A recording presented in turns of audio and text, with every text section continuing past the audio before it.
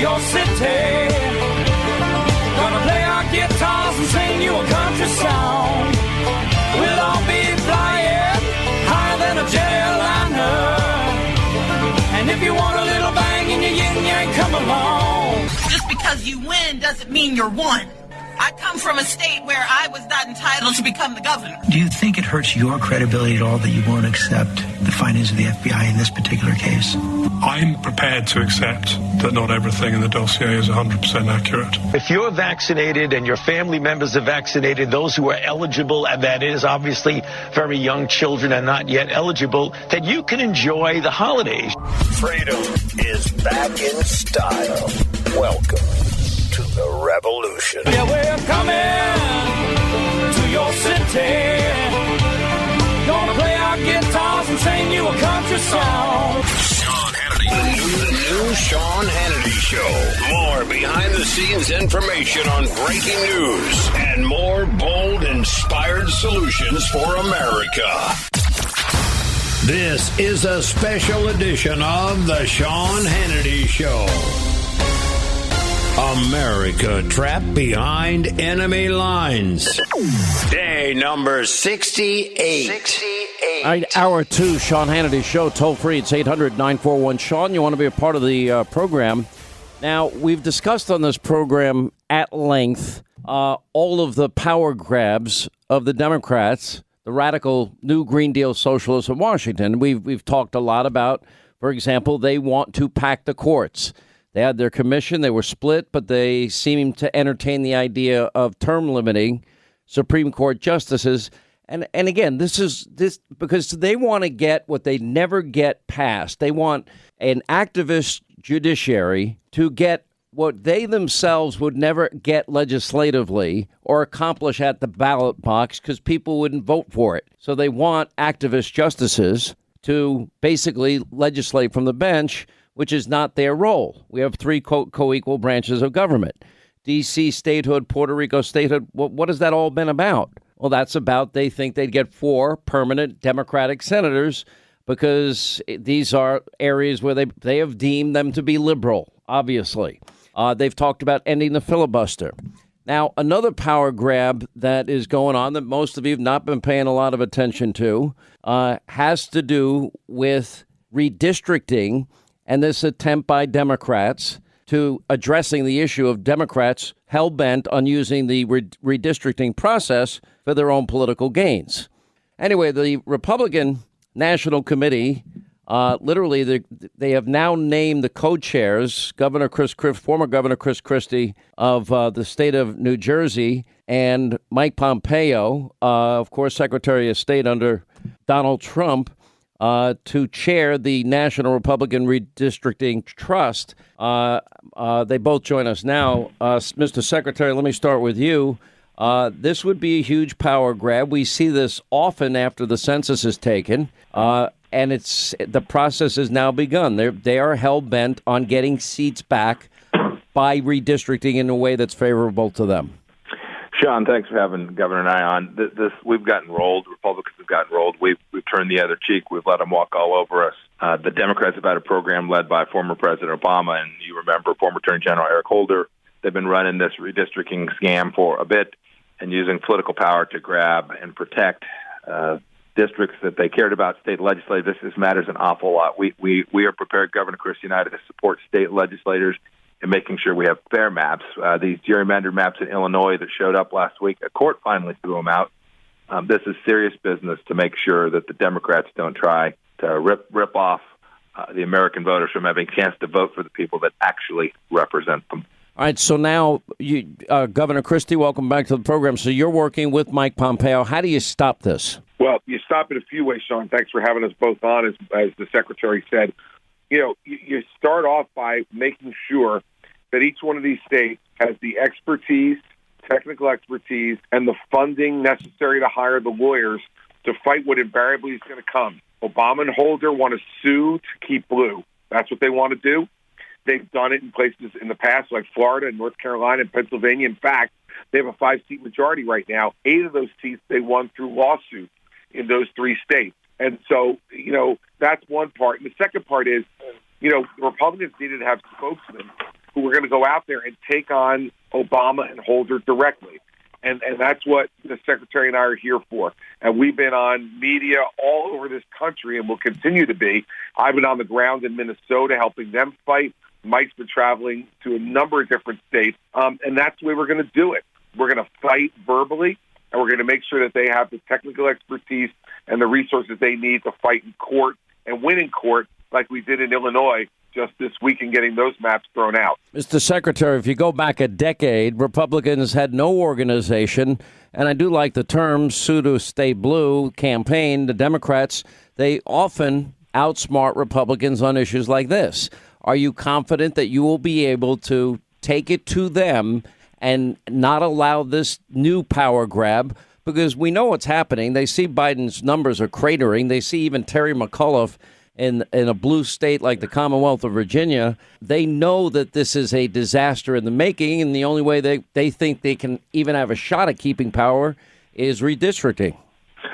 That's exactly right. And they are determined, and they have resources. And the good news is that we are equally determined, and Governor Christie and I are going to make sure we have the resources as well.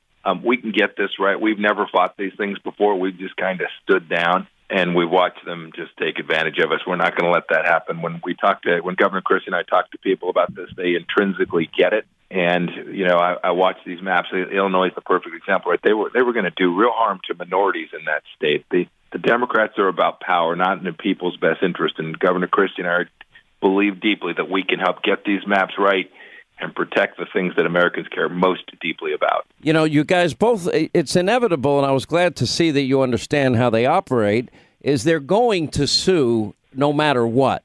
Under any set of circumstances, they have used the courts in the past as a weapon to get what they want with redistricting. Governor Christie, will that work for them this time, or will Republicans stop it? Well, we'll stop it, Sean, and we're going to stop it in two different ways. The first way is if they sue first, we're going to have the best lawyers we can find, and we're going to have fair maps that we're proposing that will give the court a real alternative. But the second way is for us to be aggressive up front to cut off their lawsuits at the top, where we put fair, constitutional, compact maps out there to be considered in the states that we control right now, that process, and we make sure we do it the right way. What the Secretary and I have told every one of the governors who's in charge of this is this simply: you do fair, constitutional, compact maps, and we will have your back. And I think one of the reasons that both of us agreed to do this is we both have the reputation of not mincing words in public life. I think the Secretary and I have been very direct. And we're not only going to be direct as we were with our own governors to tell them that we have their back, but we're also going to be very direct in calling Barack Obama and Eric Holder out for what they are. It says in their own mission statement, Sean, in their group, that they're not about making fair maps. They want to make maps that elect more Democrats. Well, okay, we're going to take that mission statement and we're going to stick it in their ear every time they walk into court and try to act like they're trying to do something fair for the people. Let me look at a broader question, and that is you have a more establishment wing of the Republican Party, and you have a more conservative wing, and I would argue that that would be more of the Trump base of the Republican Party. To me, being a conservative, I can sum it up in a minute, and that is, as a conservative, I believe in liberty, freedom, capitalism. I believe in our Constitution. I believe in limited government, lower taxes, less bureaucracy, free markets. We believe in choice in education. We believe law and order is fundamental so people can pursue happiness and safety and security. We want free market solutions to health care that would protect people that can't afford it and also protect people with pre-existing conditions. We want conservative justices that believe in the Constitution on the bench. We want secure borders, legal immigration. We want the energy independence back that Joe Biden gave up. We want free and fair trade and peace through strength. Secretary of State Pompeo, that is not what every Republican believes, and then some believe it, but they don't want to fight for it. John, we all have to fight for it. This redistricting effort that Governor Christie and I are engaged in, we know it's going to be litigation. We know this is going to be a knife fight. This is about America and our most fundamental tradition of how we make sure we have elections that not only have integrity, but that the districts people are voting in actually represent real people who care about those same things you just articulated so well. This is a fight. We're not going to give an inch, and we're prepared to provide the resources and firepower to make sure that every American gets a chance to vote in an election where the candidates actually represent them with a compact, fair, constitutional map and not a squad-delivered progressive map. Well, let me ask the question a different way to Governor Christie. I was there the night emceeing Newt Gingrich's event, the night he became Speaker. Republicans were out of power in the House for 40 years. Is there anything that I mentioned on that list that you think Republicans disagree with? Not the Republicans I know, Sean. And I'll tell you this. If they'd forgotten about it, if some of them had made it less, any one of those things less of a priority, this is one thing that I agree with Barack Obama on. Elections have consequences. And we have seen what the consequences are of Joe Biden, Kamala Harris, Nancy Pelosi, and Chuck Schumer being in charge, that they're taking off after all of those principles and trying to make us a social... But here's my bigger question, because you do have these factions. You do have this split in a sense. To me, there's got to be a unifying message that's simple. What I can say it in a minute, what it means to me to be a conservative. Secretary of State Pompeo, is that something that every conservative, every Republican should put on paper and support, that they will fight for those things and put aside petty differences? Amen, Sean. Every one of them, from the most liberal Republican to the most conservative, they should stand behind the list that you just presented. Spot on captures the tradition, whether it's Lincoln or Reagan or Trump, captures the tradition of central understandings of conservatism. And I don't think there are many Republicans I have encountered that shouldn't simply state them and make clear that these are the things we're willing to fight for, and we're going to fight for them in a way that delivers them for the American people. Quick break. We'll come back more with Governor Christie and more with former Secretary of State Mike Pompeo. Hey, the best kept secret is out. You can save up to your average family saving up to $1,000 a year, close to $1,000 a year, thanks to our friends at Pure Talk. You get the exact same cell coverage as the big carriers like Verizon, AT&T, T-Mobile. You get the exact same number of bars, the same coverage, use the same cell towers, the exact same 5G network. Keep your phone number. And you start saving 50% off your first month and every month thereafter for the exact same coverage. They have more plans than the big carriers of Pure Talk. Right now you can get unlimited talk and text and 6 gigs of data, just $30 a month. And by the way, all you have to do is pick up your cell phone, dial pound 250, say the keyword save now. You start saving 50% off right away, and then every month thereafter. Pound 250 on your cell. Keyword save now, money in your pocket for the exact same coverage and service from Pure Talk.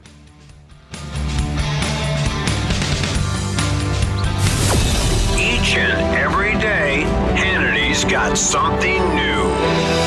Sean Hannity is on right now.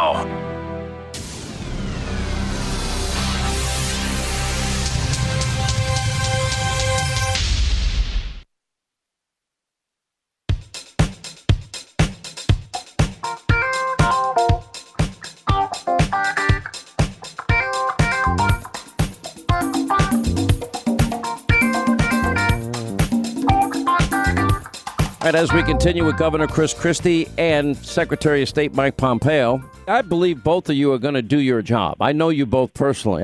I know you're both fighters. I don't always agree with you, Governor Christie, just as a side note, but I know you're a fighter. I know that you're going to go to the mat when you take on a project like this. The reality is, though, has the time come that Republicans unite around an agenda? If you want to say America first, say America first. You want to call it the Make America Great Again agenda? Fine. You want to call it conservative solutions? I don't really care what you call it. But I think people need to put their pen to paper and sign a document. We will accomplish these things. We will fight for these items if you give us a chance, because what's happening now in Washington is not working. We better do it, Sean, and we better do it. And if we get power back here in 2022 and 2024, we better do what we said we were going to do. We said we were going to get rid of Obamacare. We didn't do it. We said we were going to make government smaller. We didn't do it. We said we weren't going to run up more debt. We didn't do it. I mean, the fact is that, we have to stand by these things, and then we have to deliver. There's one. Well, I would take a little issue with you on a couple of things, though. Trump cut taxes.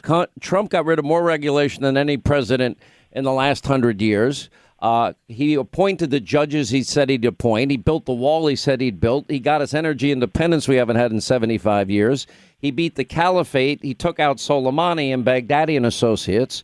And I believe that Russia and Iran and China genuinely feared him. And I think Secretary of State Pompeo can confirm that.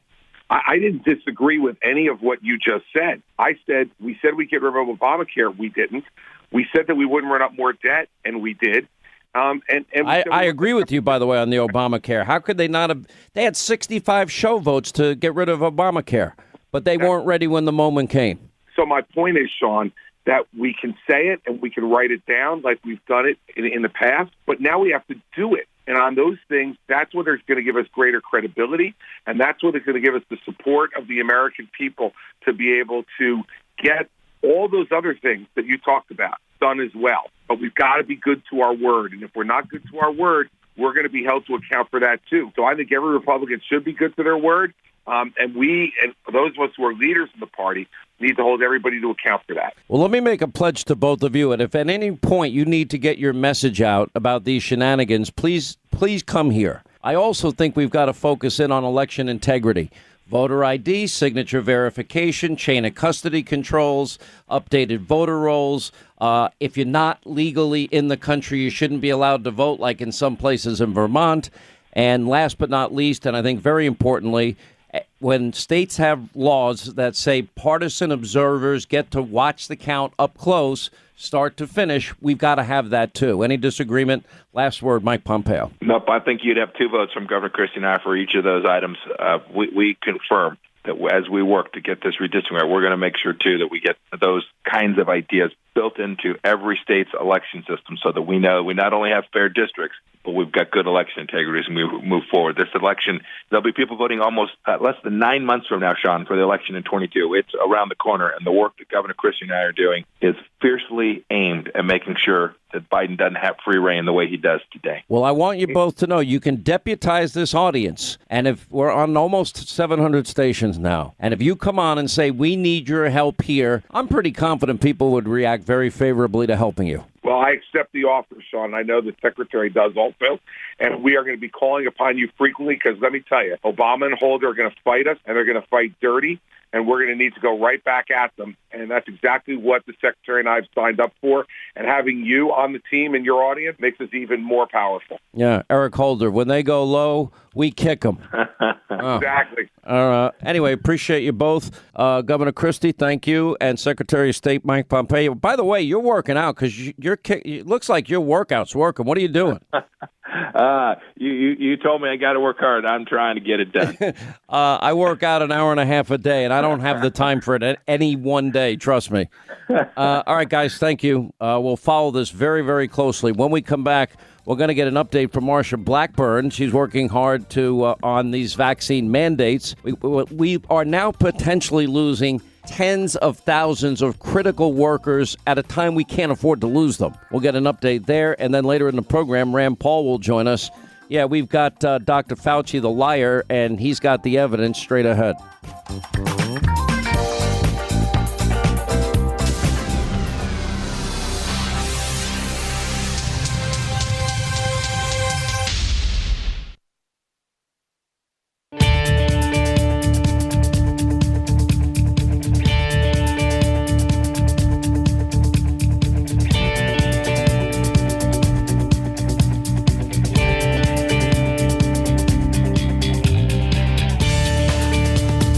Continuing to build the foundation for conservative victory.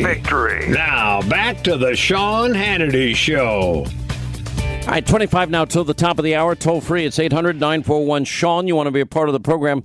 Listen, we're following the Virginia gubernatorial race closely. And we had the Republican candidate, Youngkin, on TV and radio yesterday, and we'll continue to follow it.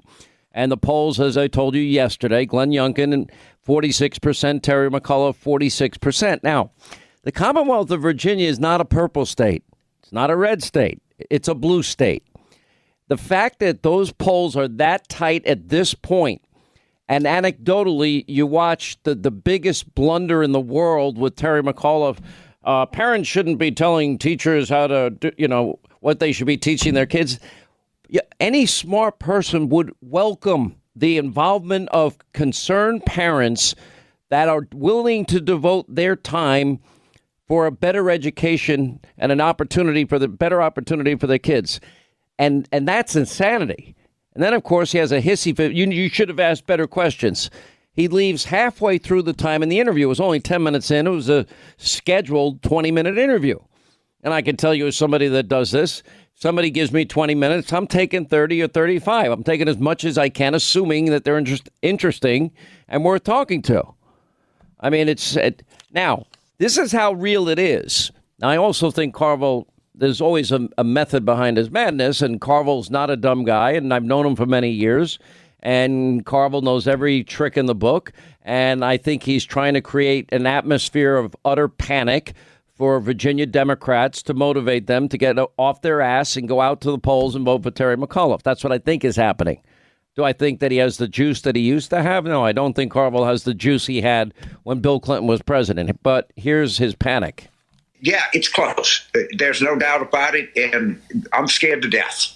And and other Democrats should be. And the solution to that is, if you know people in Virginia, call them and ask them to vote. If you're in Virginia, call other people and ask them to vote. That's the only thing I can tell you. It's a close race. It's a close race, to say the least. Anyway, we'll see what happens. It's going to be up to the people of Virginia.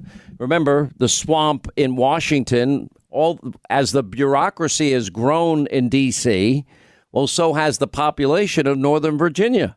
That's where a lot of the swamp creatures live. And that's my fear about, people leaving New York and California in droves and headed towards, South and North Carolina and Tennessee and Texas and Florida and Georgia because they're bringing their dumb politics with them. So they'll destroy the next state they go to if they go en masse. Every person that leaves New York, I'm telling you, 9 out of 10 are probably pretty liberal. And what would make them vote? Well, about that. Well, New York City, I should say. New York City is about 9-1. Curtis Lee, I thought, had a great debate, by the way. Did very well. Was proud of him. Supporting him for mayor. He's got an uphill battle. Anyway, let's get to our phones. Let's say hi to James in California. Apparently, James, his heart is troubled, and I am here to help untrouble your heart. What's going on, my friend? Well, the big question we have is, do you really believe we can win an election? I mean, do you really believe that in your heart of hearts? Yeah, yes, I do. Even I do. After California, where everybody in California thought Newsom win again? That's a whole different question. California, you live in the United Socialist Utopia of California. Your state is gone. The state I'm in right now, New York, is gone. There's no fixing it. It's gone. And this is what makes a national run for president so difficult for any conservative or Republican. And that is, you got to run the table. First, you got to win Florida and Ohio. Those are not slam dunk states. Then you got to win Georgia. Now we see what's been happening in Georgia lately, trending more blue as more and more Democrats have moved into the state of Georgia. Same with North Carolina. And then you got to pick off Pennsylvania, Wisconsin, Michigan. Then you got to go out and look into Arizona, New Hampshire. There's no margin of error here. There's no margin. For example, somebody goes in and they get the cancer cut out. Let's say they have a melanoma of some kind. And the first thing they're going to talk to the patient about, we have good margins, meaning the outside of where they cut, there is no cancer cells. That would be a successful skin cancer surgery. There's no margin for error here. You've got to run the table. That's why when I say all hands on deck and every person listening to me is a spoke in the wheel, that's not hyperbole. That's reality. Can we win? Yeah, we proved it in 2016. We could do it again. Well, 70 million Americans are so against the Republican Party right now, it's not even funny. I mean, these people turn their back on us. I don't know what polls you're looking at, because if you look at Afghanistan If you look at the way Joe Biden's handled the border and energy and COVID and the economy and national security, well, his approval rating's 37%. The guy's doing a crappy job. All right, let's move on. Let's say hi to Mark in Arizona. Mark, how are you? I'm great. Sean, I want to challenge the assertion that Joe Biden has failed in every way to take something and then build it back better. Because I know one institution that, at least, that he has built back better than ever, and that's the Taliban military. That's true. He did a great job. I'd also argue he's built back better Russia. They're getting rich. Putin's getting rich again. Russia's getting rich again. And I would argue he's emboldened China to an extent they never dreamed of in the Trump years. And even now with his envoy to Iran now basically acknowledging that they're going to let Iran get nuclear weapons, I would say he's building back better there, too. And I'll add one other point. All the energy we're importing as he begs OPEC for the lifeblood of the world's economy, he's building back better countries that hate our guts in the Middle East. And he's put us exactly. Yeah, he's doing a lot of building back better. You know, if you're a communist socialist like him. Yeah, Sean, I want to bring up something. I was watching Representative Raskin going on and on about how the Capitol was rushed by all these people. I have this question. Why were the Democrats on January 6th hiding under their desks? We've got to protect our institutions, and that means our Capitol, and people should. A riot is a riot is a riot. I said all during the summer of 2020, the 500 some odd riots where thousands of cops injured as they were throwing bricks and rocks and bottles and Molotov cocktails at these cops. Thousands injured. Dozens of Americans were killed. Police precincts burned to the ground. Attempts to burn down federal buildings. City blocks taken over. And they were allowed to keep them for long periods of time where people died in them. These Chop Chaz, Summer of Love, autonomous zones, spaghetti potluck dinner zones. So where is the investigative panel into that? Where's the investigative commission into Kamala Harris promoting a bail fund to get the rioters out of jail faster? Where is the commission on Democratic Party silence because they didn't want to upset their base and say, stop rioting, stop throwing bricks and rocks at cops, stop burning down precincts, stop taking over city blocks. Their silence was deafening. And then when you have two Republicans that would probably ask really important questions like, well, the White House suggested that you bring in the National Guard. Why didn't you do it, knowing that the crowd was going to be massive that day? Or the police chief from Metro Police and the Capitol Police that resigned over this for no reason. He asked on 6 separate occasions for the National Guard to be called in, even before this day ever happened. So, if we're going to investigate this one riot, let's investigate all 535 other riots that took place all around the country, because I don't see a distinction. I see, as a matter of fact, more death and more harm came over the summer. With that said, though, we can't have what happened on January 6th ever happen again in this country.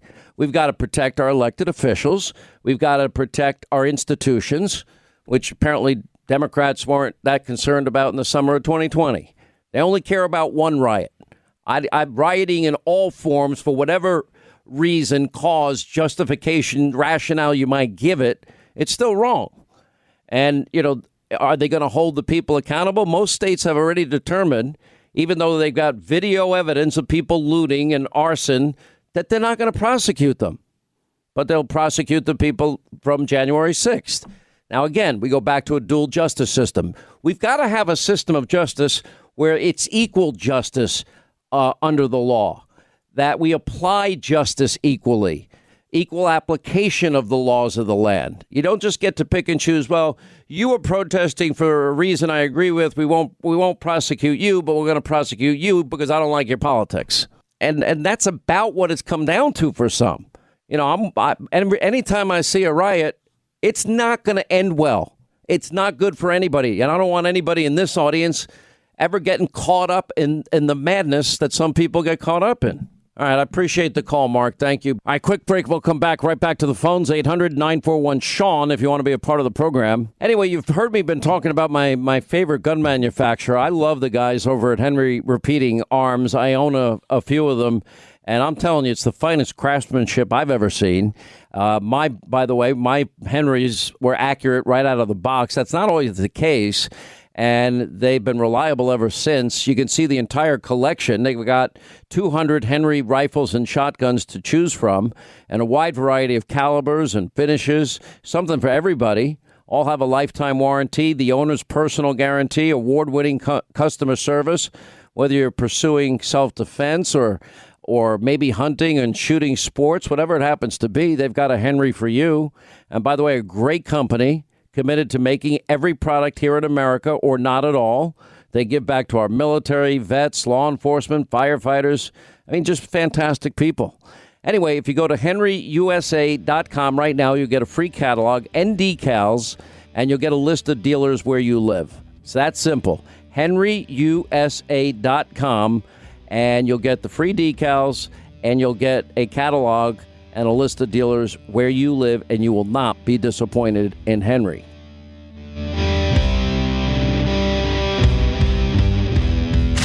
Final Hour Roundup is next. You do not want to miss it. And stay tuned for the Final Hour free-for-all on the Sean Hannity Show.